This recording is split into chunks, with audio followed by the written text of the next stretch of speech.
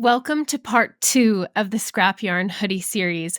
Today we are tackling yarn math, yarn combining, and how to get that scrappy look without sacrificing a consistent gauge. But before you get scared because I said the word math, don't worry. We have some secrets in the Scrap Yarn Hoodie pattern that actually makes this incredibly easy. If you're new here, hello, my name is Rebecca. I'm a sustainable fashion designer and fiber artist. And welcome to my channel, Rebecca in Europe, your home for statement-making fashion and the home of the infamous Scrap Yarn Hoodie crochet pattern. One of the key features of the Scrap Yarn Hoodie is that first part of the name, the ability to find use for scrap yarn you have, either left over from another project or maybe yarn that's been sitting on your shelf that is the wrong size or you just can't find a good use for. This mixing of different yarns, different colors, and textures is what gives this pattern its really unique quilt-like characteristic, giving you a beautiful, colorful example of what sustainable fashion can look like. But in order to be able to use our scrap yarn effectively, we need to know how to combine that yarn to maintain the correct gauge, and that brings us to our realm of yarn math. In this video, we will cover the gauge swatch for our Scrap Yarn Hoodie and why that has to do with the scrappiness of our yarn in the first place, how to find combined yarn weight. When I hold this yarn and this yarn together, what is their combined size? We'll cover yarns that do and don't work well for the Scrap Yarn Hoodie project. And caveat, pretty much all yarns can work for this, but there may be something you have to add to it in case it's a little bit too stretchy of a yarn, and some ideas for storing all of those scrap yarn pieces that we're going to use so that you don't get overwhelmed with all of these scraps that you're accumulating. The gauge swatch. In all knitting and crochet projects, you usually have a gauge swatch that's a square that tells you how many stitches are going to fit in a certain space and helps make sure that you are on track to make the right size of project that you set out to. There isn't a separate gauge swatch with the Scrap Yarn Hoodie because each diamond that you make is in effect a gauge swatch, which is pretty neat if you think about it. So why does that matter when you're combining yarns? If you're familiar with any yarn weight tables, like this one off of Ravelry, for this project, the recommended yarn size is a worsted through to a lower end bulky. And you can see in that yarn chart that the recommended hook size is going to be about a 5.5 to 6.5. And we are using a size 5 hook on this particular pattern. So we do want it to be a little bit tighter of a gauge than what is prescribed for that exact yarn size. But by keeping a slightly smaller hook, we do kind of force both of those yarn sizes to be close-ish. So I would say if your yarn is within a worsted size to a low bulky, you're in the right spot. We'll dive into a precise way to calculate your yarn size in just a moment. But when I was first creating this pattern, I didn't use precise math to determine if my yarn combinations were going to yield the right size of diamond, because as you're crocheting each of your diamonds, you can really quickly see if it's going to be too big or too small based on all of the other diamonds that you're creating. So once you have one that's the right size, really you can just kind of compare everything else off of it. And I'll give you 2 examples here. Here's our target size. And then this one is just too chunky of a yarn. And you can see if I lay them on top of each other that there's almost a full centimeter of extra width here. Now, is that a really big issue and going to throw off your entire pattern because you're making so many of these diamonds? No, it's not necessarily going to. You can get away with some variation in diamond size, but let's hold off on that thought until you get down to the joining section where we're actually starting to join all of these diamonds together. What if you don't want to crochet half a diamond in order to start to see if something is too big or too small for this project? Well, say hello to yarn math. Back back to that math bit. You can find out the weight of your yarn and size by normalizing it to the length per 100 grams, and then do a nice little calculation to find out what their combined weights is going to be. I personally didn't mind doing the yarn math once to compare different weights of yarn, but I didn't want to have to do it every single time, so I made a calculator to do it for me. And access to that yarn weight calculator comes with your pattern, so yay. Okay, so let's test it out and show you how you can use this to figure out if your yarn weights will work for this project. I've pulled up my yarn weight calculator, and for these examples, we're going to use new yarn that's still wrapped, even though that's not really what you're going to use for the Scrap Yarn Hoodie, just so that I can show you the length and the weight and kind of what we're calculating here so that you can replicate it in the future. And then for our third example, we're going to use scrap yarn just like you might at home to figure out how you can kind of guess what that weight is without having to have saved exactly the correct measurements for your yarn. My first yarn that we're going to calculate yarn weight for is this cotton viscose. It says it is 100 grams of weight and 250 meters long, recommended hook size 4.55. I'm going to punch that in as my first yarn. It is 250 meters and 100 grams.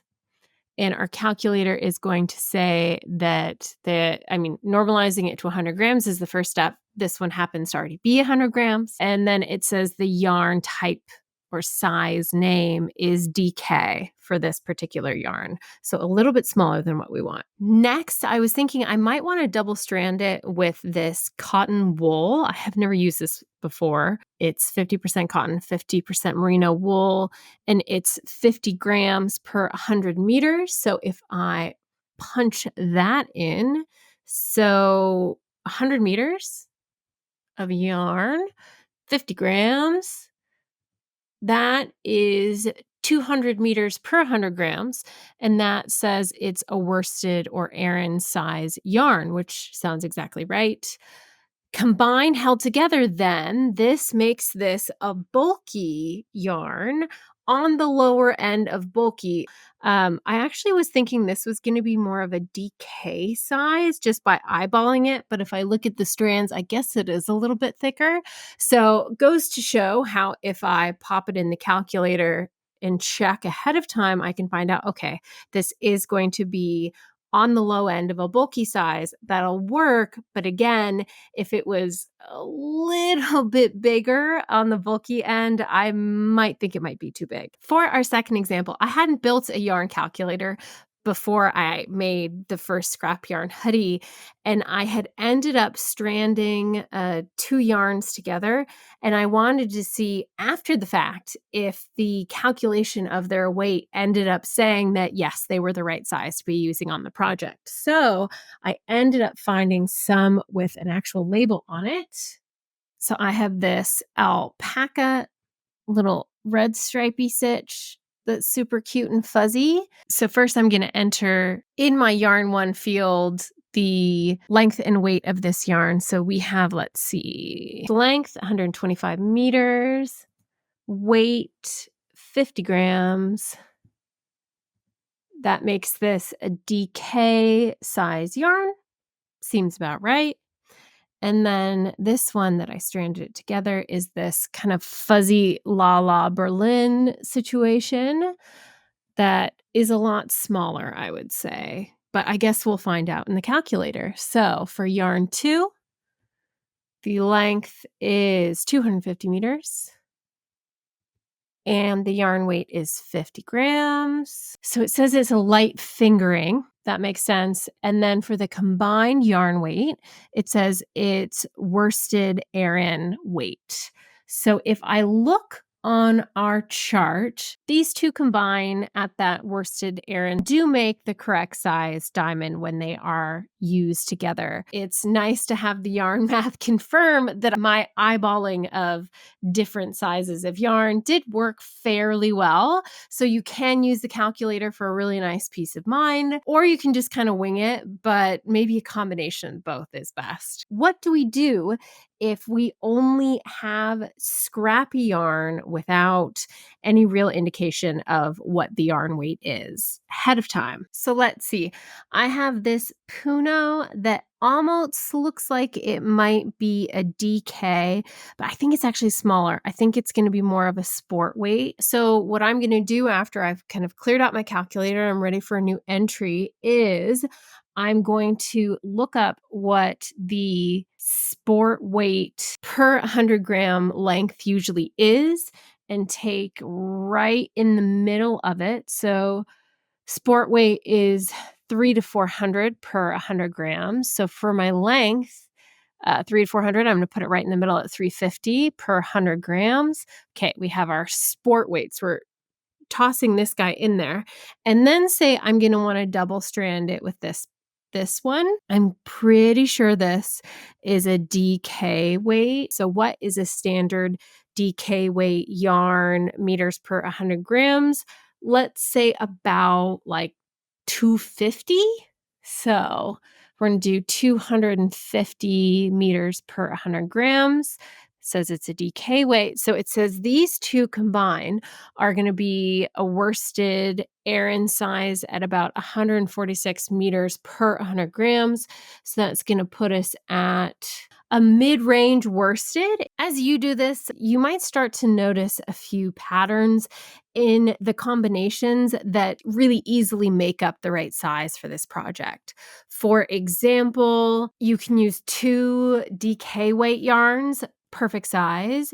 You can use a DK, a worsted, and a sport, or a smaller DK weight. You can use 2 sports and a DK weight. But again, rather than telling you all the different combinations that you could try, I instead really want to empower you to take a look at what you already have and then be able to choose from that what your yarn combinations are going to be as you go through this project. I want you to feel confident to just take things out, pop them in the calculator and see, are these going to work together, or instead should I be trying these together before you actually start swatching and playing around. I said I would be covering yarn that isn't the best option for this project, and let me explain why there's even a yarn that falls into that category. The Scrap Yarn Hoodie has a lot of pieces and a lot of diamonds that are seamed and joined together. Therefore, there is a decent amount of tension on all of the sides of the diamond, so you just want to make sure that when you have the diamond within your garment, your yarn is strong enough to hold its shape. The only yarn that I had an issue with this when I was making the garment was this super fluffy alpaca. I had gotten it to replace another yarn that I had a bunch of scraps of. However, the other yarn had a little bit more polyester in it. And as I was making these diamonds and joining them together, I noticed they were stretching out of shape pretty quickly. I think it makes sense. It's a super fluffy yarn meant for super soft, fluffy projects, which is delightful. And I really enjoyed having this be part of the hoodie. But I needed something with a little bit more kind of structural integrity that wouldn't stretch out as much in order to just keep that shape when this was being kind of pulled to all sides within the garment. So stranding these two together really did the trick. Pretty much any yarn can work as long as it's the right size for this project, because again, while this was a little bit of an issue, you solve this by stranding yarns together. So if you're using scraps, just be cognizant that if there's anything super fluffy that seems to kind of pull apart easily, you might want to find something that's a little bit stronger to go with it. But otherwise, pretty much everything goes. This test version that I'm wearing right now of the Scrap Yarn Hoodie, well, it's a cropped one. It's not the right size, but like I said, it was a test. One of the things is that it's made out of a lot of that really soft yarn, and it did stretch out of shape pretty massively, which is why it's sort of a test fail, but another good example of just if you want it to hold its shape, definitely strand it. This one's not stranded, and that will solve your issues.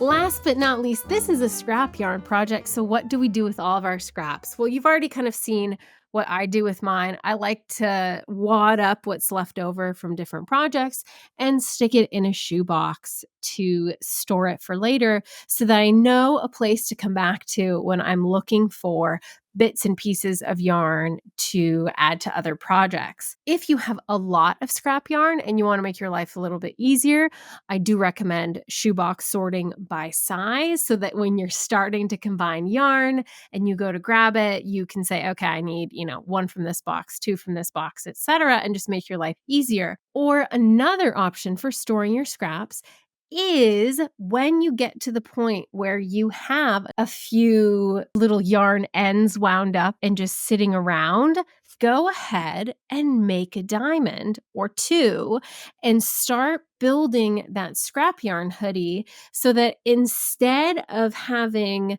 a box full of ends lying around, you can actually start having a box full of scrap yarn pieces.